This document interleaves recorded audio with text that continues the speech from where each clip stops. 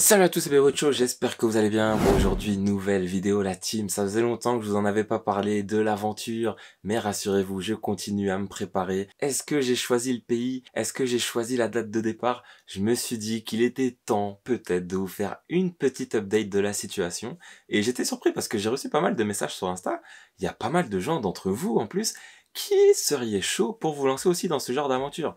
Et donc ça va me permettre aussi de faire un petit peu de prévention et de répondre aux questions qui reviennent le plus souvent. Alors parce que clairement, on va pas se mentir, on a tous rêvé un moment dans notre vie de devenir pro, de signer ce contrat, de vivre de notre passion. Pas forcément à l'étranger, il y en a qui veulent aussi tenter l'aventure en France, pourquoi pas. Mais je veux pas que mon message il soit mal interprété. Vous voyez, moi je vous ai raconté comment ça s'est passé pour moi en Espagne.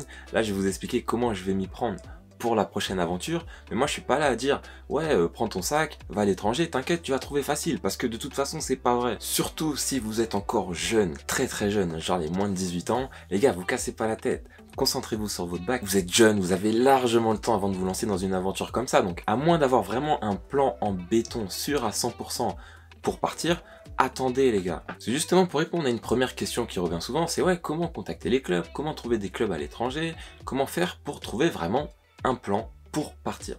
Je vous ai déjà parlé des deux méthodes, peut-être que j'en reviendrai plus en détail dans une vidéo vraiment détaillée du début à la fin où j'explique ces deux méthodes là, mais la première méthode c'était celle d'envoyer des CV, d'envoyer des vidéos à plein de clubs. Le problème de cette méthode c'est que c'est pas la plus efficace, vous allez devoir en envoyer des centaines et des centaines pour avoir ne serait-ce que une ou deux réponses, et ça c'est vite décourageant, c'est vite démotivant. Il faut vraiment déjà ne pas prendre le nom personnellement ou le fait qu'on reçoive pas de réponse personnellement et en envoyer énormément pour que ça marche. Moi clairement, bon, je vais quand même le faire hein, dès que j'aurai les vidéos. Rassurez-vous, ça arrive bientôt, on va analyser mes prestations en match réel. Dès que j'aurai enfin mis la main là, sur ces vidéos, là, je vais bientôt les récupérer. On le fera, rassurez-vous. Mais personnellement, je vais utiliser la deuxième méthode, qui est clairement d'y aller sur place et de trouver un club sur place. Genre aller essayer d'entrer directement en contact avec du staff ou les coachs là-bas pour essayer d'avoir des essais. Et c'est pour ça que j'insiste là-dessus. Quand je dis qu'avec le niveau nécessaire, plus la détermination,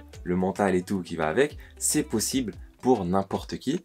Oui, c'est vrai, mais avec aussi la préparation qui va derrière. Si tu penses que ouais, il faut juste prendre ton sac, prendre ton billet d'avion et y aller sans avoir rien préparé avant, en vrai, tu peux, mais à tes risques et périls. Et franchement, c'est un truc que je conseillerais pas du tout de faire. J'ai eu l'expérience de l'Espagne, je m'étais absolument pas préparé. Et vous allez me dire, ouais, mais t'as quand même réussi à trouver malgré ça. Non, justement, j'ai réussi à retomber sur mes pattes et vous allez voir que la préparation pour la prochaine aventure, elle sera complètement différente. Parce qu'en vrai, il y a des trucs que tu pourras gérer sur place, mais il y a 3 points que je vais te donner là, qui sont vraiment indispensables.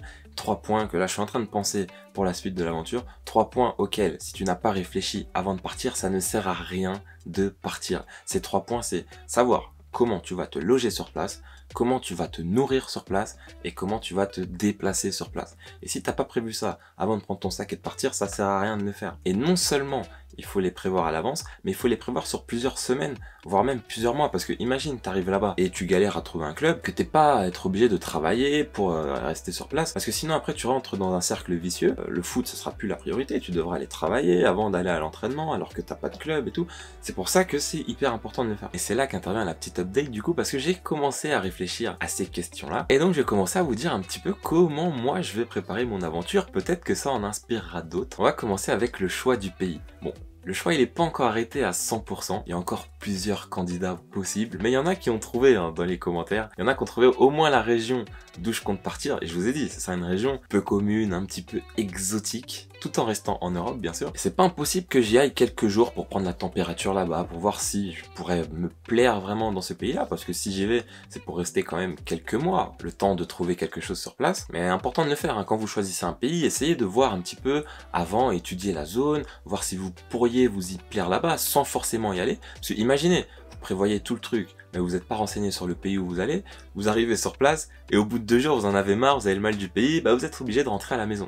Et ça, franchement, ça le fait pas du tout. Après, on a la date de départ. Bon, ça, je l'avais déjà dit, mais normalement, fin de saison, juin, juillet, le sac, il est prêt, le billet sera booké, et nous, on sera parti. Et là, on en vient à la partie la plus importante, celle qui, je pense, va vous intéresser le plus, c'est l'argent. Parce qu'il y a une question aussi qui revient souvent, c'est est-ce qu'on peut y aller si on n'a pas trop d'argent, si on n'a pas trop mis de côté, et voir sur place si on peut trouver quelque chose. Franchement, c'est un truc que je conseillerais pas. y aller en se disant ouais, je vais me trouver un petit job sur place, je vais pouvoir me débrouiller et tout. Non, franchement, je le fais pas. Moi, en tout cas, c'est pas ce que je ferais personnellement. J'ai opté pour la solution d'économiser le max avant de partir. Genre, je fais un petit peu de soutien, je fais de l'aide aux devoirs, des petits cours comme ça. Vu que je travaille au collège, une partie du salaire, je la mets de côté. Et si on revient sur les 3 questions que je vous ai dit de vous poser avant de partir, la première, c'était le logement. Le logement, vous avez plusieurs possibilités. Par exemple, une auberge de jeunesse, un Airbnb, un hôtel pour ceux qui ont les moyens de le faire. Franchement, si vous pouvez, ne vous en privez pas. Mais moi, je pense partir, vu que je compte rester longtemps sur place, vous savez, sur Airbnb, quand vous prenez des longs séjours, vous pouvez avoir des remises sur le mois qui font que le prix, il est plutôt abordable. Et si je vois que c'est galère, il n'y a pas de souci, une auberge de jeunesse, ça me posera pas de problème. Si tu as la motivation nécessaire, si tu es vraiment déterminé à atteindre ton objectif, l'auberge de jeunesse ne te posera pas de problème.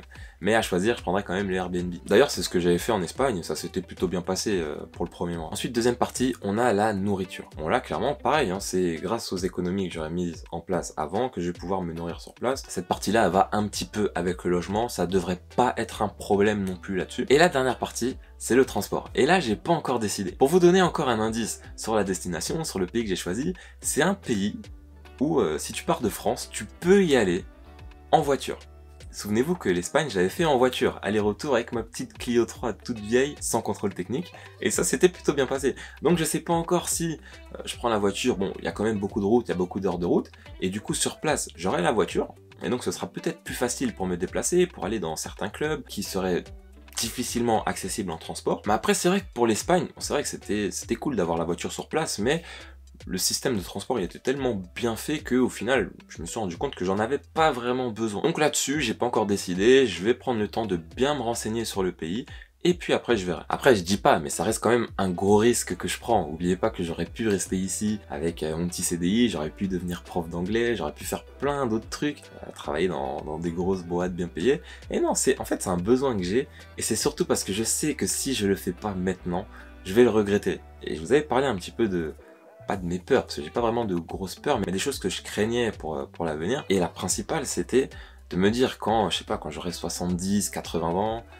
j'aurai plus de cheveux et tout, d'être sur mon fauteuil et de me dire, ouais, je regrette de pas avoir fait ça, genre, t'aurais dû faire ça. Et ça, c'est vraiment le truc qui me fait le plus peur. Donc, comme vous pouvez le voir, en préparant bien le départ, vous minimisez le risque au maximum. Bon, après, il y a des trucs que vous pouvez pas contrôler, donc cela, ne vous attardez pas dessus. Focus sur ce que vous pouvez contrôler seulement. Le pire qui pourrait m'arriver, c'est la blessure, mais bon, vous savez, ça c'est un truc qu'on peut pas contrôler. Moi, je me contente d'essayer d'être au mieux sur le plan mental, sur le plan technique, sur le plan physique, et puis le reste, on verra. On ne contrôle pas le reste de toute façon. Et ça me permet d'en venir au dernier point, le fameux plan de secours.